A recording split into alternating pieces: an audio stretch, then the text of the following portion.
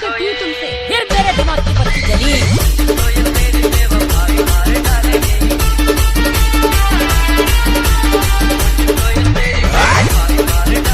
DJ Pavan Exclusive।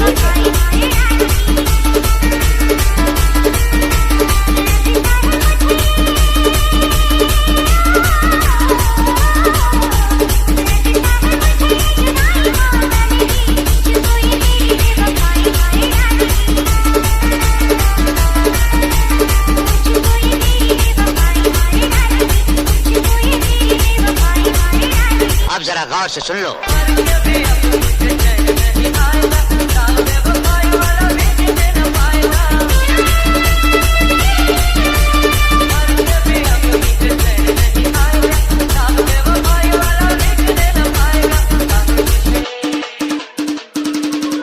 DJ Pavan Exclusive।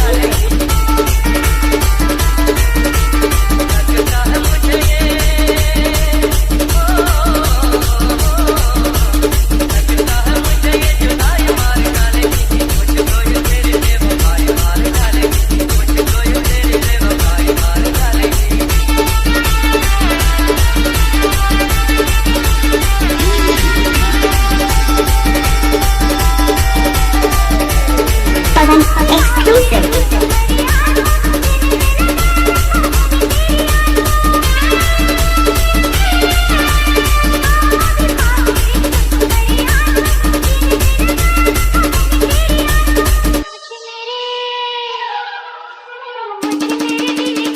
DJ Pavan Exclusive।